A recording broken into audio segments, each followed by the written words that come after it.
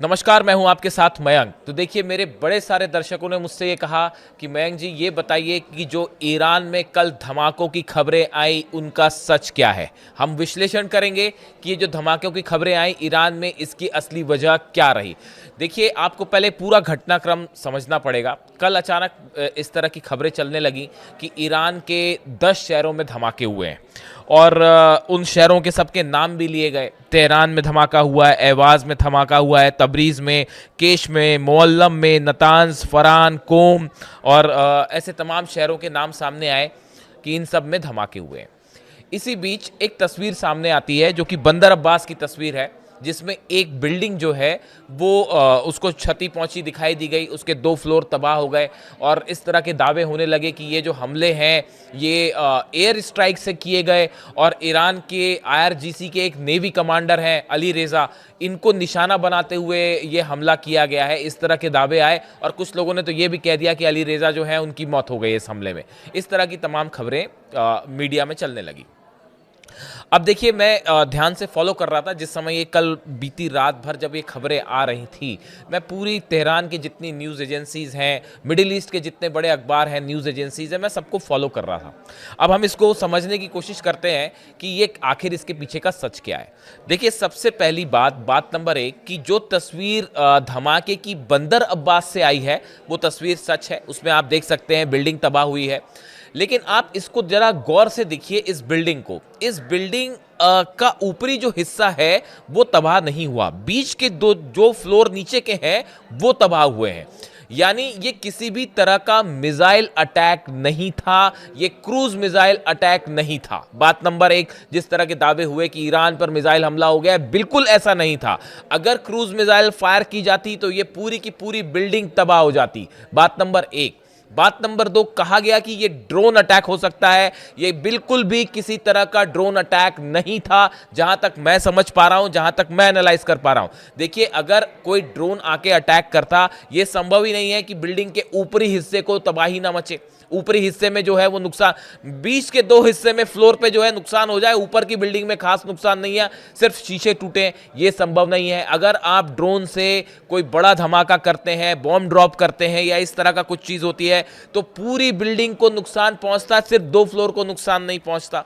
दूसरे नंबर की बात। तीसरे नंबर की बात जो है अहम, खबर कहां से आई है? बंदर अब्बास से। बंदर अब्बास क्या है? ईरान का पोर्ट सिटी है। सबसे बड़ी मिलिट्री ड्रिल जो है हॉर्मूज में हो रही है, बिल्कुल करीब उसके बंदर अब्बास है। अगर परिंदा भी पर मारेगा यहां पे तो मिसाइल डिफेंस सिस्टम उसको खत्म कर देगा, इसमें किसी को कोई शक नहीं होना चाहिए। अमेरिका के प्लेन्स बॉर्डर से अंदर नहीं आ पा रहे, घूम के 2 बार वापस लौट गए। तो ये सोचना भी निहायती मूर्खता है कि कोई अमेरिका का प्लेन जो है वो ईरान के अंदर घुस के हमला करके लौट जाएगा। आ तो जाएगा, वापस नहीं जा पाएगा। ये ईरान की सेना कह रही है कि अगर हमला करने के लिए प्लेन अंदर आ गए ना तो उसको वापस नहीं जाने देंगे। तो वो हमला तो कर नहीं पा रहे और खबरें ये चल रही हैं कि एयर स्ट्राइक हो गई। बिल्कुल भी एयर स्ट्राइक नहीं थी, जीरो। ईरान की तरफ से जो कहा, ईरान की तरफ से जो बयान आया, मैं आपको वो भी बता दूं। The initial cause of the building accident in Bandar Abbas was a gas leak and buildup leading to an explosion. जो फायर चीफ है मोहम्मद अमीन लियाकत, उनकी तरफ से जो बयान आया, इन्होंने कहा कि ये जो एक है गैस लीक की वजह से ये धमाका हुआ है और उससे ये ब्लास्ट हुआ, इस तरह की बात है। लेकिन अगर हम मान भी लेते हैं कि ये किसी तरह का अटैक था और मोसाद ने ये अटैक करवाया, क्योंकि इसका कुछ आप अगर देखें मोडस ऑपरेंडी जो है वो मोसाद के अटैक की तरह है, उस स्थिति में भी ये आईडी ब्लास्ट हो सकता है कि एक कोई बॉम्ब प्लांट किया गया और धमाका कर दिया गया। ये कोई क्रूज अटैक नहीं है मिसाइल का, ये ड्रोन अटैक बिल्कुल भी नहीं है। कम से कम मैं तो इसको मानने को तैयार नहीं हूं। और ईरान ने भी मना कर दिया है कि नहीं, आईआरजीसी ने साफ मना कर दिया कि साहब ना तो हमारे किसी कमांडर को टारगेट किया गया और ना ये जो बिल्डिंग थी वो आईआरजीसी का कोई गेस्ट हाउस नहीं था। ये इस तरह की खबरें बेसलेस हैं। ये हो सकता है भाई, देखिए वॉर की स्थिति है, कुछ भी हो सकता है। ईरान में कई जगह प्रदर्शन हुए, हिंसा हुई, बड़े सारे जासूस हैं, बड़े सारे स्लीपर सेल्स ईरान में काम कर रहे हैं, इसमें कोई शक नहीं है, जो मोसाद के भेजे हुए हैं। अब वो उसमें से किसी ने जाके वहां पे बम ब्लास्ट कर दिया हो, आईडी एक्सप्लोजन, इसका नेचर बहुत कुछ आईडी एक्सप्लोजन की तरह है। अगर आप फॉलो करते हैं, जो धमाके होते हैं, मैं फॉलो करता हूं सबको कि किस नेचर का ब्लास्ट है, कितना उससे नुकसान हुआ है, तो ये it's more like ID blast. अगर ये है तो या तो हो सकता है जो ईरान कह रहा है वही सच हो कि ये गैस गैस लीक की वजह से हुआ, या अगर कोई इसमें फाउल प्ले है भी तो ये आईईडी ब्लास्ट था जो कि बिल्डिंग के बाहर रख के इसको ब्लास्ट किया गया। अब ये फिलहाल ईरान की तरफ से कहा गया इसमें हमारे कोई नेवी कमांडर की ना इसमें कोई घायल हुआ है ना कोई किसी की मौत हुई है, बेसलेस खबरें। तो ये बात एक तरफ हो गई। अच्छा, ये जो खबरें चली कि ईरान के कई शहरों में धमाके हैं, इसमें कल बड़ी हैरान करने वाली चीजें भी थी।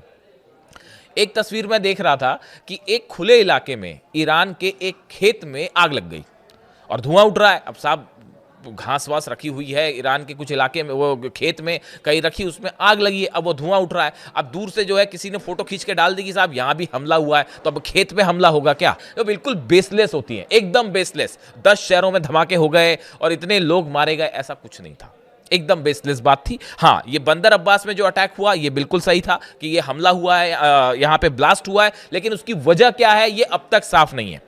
अब देखिए, ये जैसी खबर आई कि भाई ईरान में सब जगह खबर चलने लग गई पूरे दुनिया भर के मीडिया में कि ईरान में ब्लास्ट हुए हैं, सबसे पहला बयान इजराइल की तरफ से आ गया। इजराइल कह रहा भैया हमने हमला नहीं किया, हमला नहीं किया, हमला। उसको इजराइल को ये चिंता सता रही है कि अगर कहीं ये मान लीजिए ईरान ने ये मान लिया कि ये इजराइल का हमला है और मिसाइलें तान दी तो क्या होगा, मिसाइलें दाग दी तो क्या होगा, तेल अवीव का क्या होगा, हाइफा का। और वहां पे ईरान पे तो जो है एक बिल्डिंग के बाहर हमला हुआ है जिसमें 2 फ्लोर खराब हुए, 2 फ्लोर तबाह हुए, और अगर तेल अवीव पे मिसाइलें बरस गई तो फिर क्या होगा। तो इजराइल की तरफ से तुरंत बयान आने शुरू हो गए कि अरे भाई इस धमाके में हमारा हाथ नहीं है, इस धमाके में हमारा हाथ नहीं है, हमने धमाका नहीं करवाया। मतलब गजब का खौफ साहब। अब देखिए बयान कल रात के फॉलो कीजिए इजराइल क्या कह रहा है। तो देखिए ये इस तरह से खबरें आनी शुरू हुई। अब इस बीच एक और इंटरेस्टिंग चीज हुई, ये पूरा घटनाक्रम लाइन से चलता रहा। अचानक से जब ये ब्लास्ट की खबरें हैं, इसी बीच ईरान के आसमान पे कई शहरों में कई सारी मिसाइल्स दिखाई देने लग गई। तो अब लोगों को थोड़ा सा लोगों ने कोरिलेट किया कि उसी समय धमाके हुए हैं और उसी समय आसमान में मिसाइल्स भी दिखाई दे रही हैं।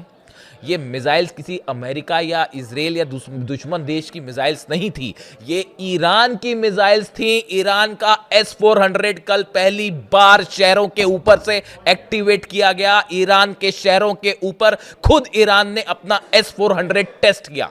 मैं दावे के साथ आपको ये बात कहता हूं कि ये जो मिसाइल्स फायर की गई थी ईरान की मिसाइल्स थी। ईरान ने वॉर ड्रिल करी, एक्सरसाइज करी और S-400 सिस्टम कल पहली बार फायर किया गया। और ये संदेश दिया ईरान ने कि अगर आपके F-35 अंदर घुसे, F-16 घुसे तो वापस नहीं जाने देंगे। ये संदेश दिया कल ईरान ने, ईरान की एयरफोर्स ने। और ये जो मिसाइल्स फायर की गई जिसकी तस्वीरें सोशल मीडिया में वायरल हो रही है। अब देखिए, आप किसी भी देश का एग्जांपल लीजिए, अब ईरान में भी अगर लोग आम जनता को आसमान में मिसाइल्स उड़ती दिखाई दें और उसी समय ये खबरें आ जाएं कि भाई कुछ जगह धमाके हुए, अब धमाके की खबर, धमाका हुआ एक और खबर फैल गई 10 जगह धमाके हो गए।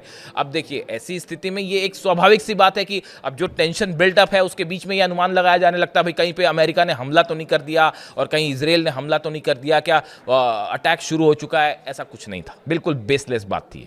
दूसरी बड़ी बात कि ये S-400 फायर हो। अब देखिए इसमें एक गौर करने वाली बात है, पिछले कुछ समय में आपको समझना पड़ेगा कि कल जो धमाके की खबरें आ रही थी वो दक्षिणी इलाके से आ रही थी ईरान के, खास तौर पे जो बॉर्डर इलाका है। देखिए मैं बार बार आपको बोल रहा हूँ, जो इराक और ईरान की सीमा है, ये इसके आसपास से सटे इलाकों में धमाके की खबरें आ रही हैं। इस बार अगर हमला होता है, जंग होती है, तो इराक और ईरान का जो बॉर्डर है ये सबसे अहम रोल प्ले करने वाला है, क्योंकि बाकी जगह से हमले की संभावना थोड़ी कम दिख रही है इस बार। इराक एक ऐसी कंट्री है जिसमें से अगर आप एयर स्पेस का इस्तेमाल करके आप करेंगे भी तो कोई कुछ बिगाड़ नहीं पाएगा अमेरिका का, तो अमेरिका भी समझता है इस बात को। तो ये इलाका सेंसिटिव है। दूसरा जो है, जो पोर्ट सिटीज़ हैं, खासकर बंदर अब्बास जो शहर है, जो पोर्ट होर्मुज के आसपास के इलाके जो हैं या जो पोर्ट सिटीज़ हैं, यहाँ पे ज़बरदस्त वॉर ड्रिल चल रही है ईरान की। और अब तो चाइना के शिप्स भी पहुँच गए और रशिया के शिप्स भी बताए जा रहे हैं कि धीरे धीरे आगे बढ़ रहे हैं। इस तरह की खबरें आ रही हैं तमाम। तो ऐसी स्थिति में जो बंदर अब्बास या पोर्ट शहर है, यहाँ पे किसी तरह की क्रूज मिसाइल अटैक हो जाए या ड्रोन आ जाए और वो पता ना चले, ये संभव नहीं है। आप इस बात के लिए निश्चिंत रहिए, अगर अंदर आते भी हैं तो ये डिक्लेरेशन ऑफ वॉर होगा और ईरान 2 मिनट नहीं लगाएगा पलट के मिसाइल मारने में। इस तरह की भी खबरें आई कि इस्फहान में, नतांज में हमले हुए हैं। ऐसे कोई हमले का कोई सबूत सामने नहीं है, ना कोई तस्वीर सामने है या कोई वैलिड तस्वीर। अब कहीं खेत में आग लग जाए और सब आप कह दो कि ईरान पर हमला हो गया, तो ना उसको IRGC मानेगा, ना ईरान की सेना मान रही, ना ईरान की सरकार मान रही है, ना दुनिया मान रही है। सबको दिख रहा है खेत में आग लग गई और उसको आपने बता दिया कि साहब ये हमला हो गया। कल जो है 2-3 बड़े डेवलपमेंट और हुए हैं। पहला डेवलपमेंट ये है कि कतर से एक डेलीगेशन पहुंचा है तेहरान और वो शायद अमेरिका का संदेश लेके आया है कि कैसे बातचीत की जाए। मैं आपको बताऊं हकीकत क्या है। सबसे ज़्यादा इस समय बातचीत करने के लिए कोई आतुर है तो वो है अमेरिका और ट्रंप एडमिनिस्ट्रेशन। इतनी बड़ी फजीयत हो गई है कि आपने इतना बड़ा बेड़ा भेज दिया, अब्राहम लिंकन को भेज दिया, और ब्यूटीफुल आर्माडा जो कह रहे हैं वो आ रहा है। अब जॉर्ज डब्ल्यू बुश जो है दूसरा एयरक्राफ्ट कैरियर वो भी पहुंचने वाला है। इतनी सारी आपने सबमरीन्स लगा दी, वॉरशिप लगा दी। अब इनका करना क्या है, सवाल ये है। ना हमला करते बन रहा है, ना पीछे हटते बन रहा है, बदनामी हो रही है। तो ऐसी सिचुएशन में कि अब करा जाए तो क्या करा जाए, तो सबसे बढ़िया तरीका ये किसी तरह से ईरान से बातचीत शुरू कर दी जाए, और ताकि ये मामला ही खत्म हो और वापस हम अपना लाव लश्कर जो लाएं वो लेके वापस चलें। अमेरिका की तरफ से लगातार कोशिश हो रही है कि किसी तरह ईरान को टॉकिंग टेबल पे लाया जाए और बात की जाए। ईरान कोशिश नहीं कर रहा है, ईरान से ज़्यादा आतुर तो अमेरिका है, भाई किसी तरह से बात हो जाए, बात हो जाए।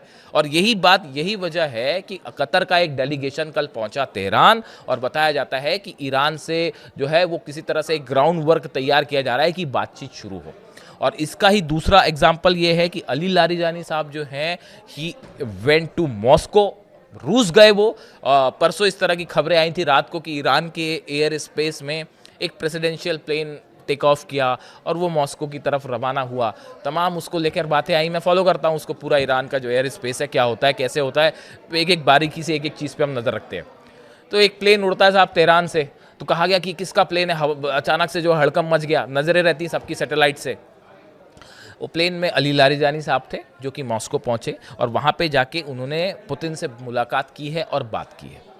अब इस पूरे मामले में रूस का रोल भी बेहद अहम हो गया है। अब देखिए, एक अली लारिजानी साहब का एक जो पोस्ट आया है, उन्होंने कहा है कि मीडिया वॉर से बनाए जा रहे माहौल के उलट बातचीत के लिए एक स्ट्रक्चर बनाने का काम चल रहा है। देखिए, जो बात मैं आपसे कह रहा था ना कि हवाई खबरें चल रही है बहुत सारी, खासकर मिडिल ईस्ट में, और इसराइल के अखबारों में तो और ज़्यादा चल रही हैं कि साहब जो है जंग हो गई, हमला हो गया, या इस तरह की जो तमाम बातें हैं। अली लारिजानी साहब ने क्या कहा कि मीडिया वॉर से बनाए जा रहे माहौल के उलट, कि एक जो बड़ा हवा क्रिएट किया जा रहा है, वॉर होगा, नहीं हो रहा ऐसा कुछ, और बातचीत के लिए एक स्ट्रक्चर बनाने का काम चल रहा है। ये अमेरिका लगातार ये कोशिश कर रहा है कि किसी तरह से बातचीत होए ताकि ये मामला थोड़ा सा ख़त्म हो, हम अपने जो जहाज वहाज लाए हैं लाके वापस ले चलें तो थोड़ी इज्जत बच जाए। ऐसी स्थिति में ये जो खबरें हैं, मेरे बड़े सारे दर्शकों ने कहा कि भाई कल की ये बताइए, ये जो धमाके हुए ईरान में, इसका सच। बंदर अब्बास में धमाका हुआ है, शायद एक आध जगह और धमाके की खबर है, लेकिन ये किसी तरह का एयर स्ट्राइक नहीं था, ये ड्रोन स्ट्राइक नहीं थी, ये या तो हादसा है जैसा ईरान कह रहा है। ईरान ही ज़्यादा बेहतर बताए, हम यहाँ बैठे बैठे हम तो कोई आकलन कर नहीं सकते, हवाई खबर तो आपको बताएंगे नहीं। ईरान का कहना है कि ये गैस लीक से ब्लास्ट है, लेकिन अगर ये फाउल प्ले है भी तो ये आईडी ब्लास्ट था, और कोई ऐसे बड़े स्केल पर नहीं था ये ब्लास्ट, कि कोई वॉर वाले लेवल का ब्लास्ट हो, ऐसा बिल्कुल नहीं था। अब इससे जुड़ा जो भी अपडेट होगा, देखिए अगले 4-5 घंटे बेहद अहम होने वाले।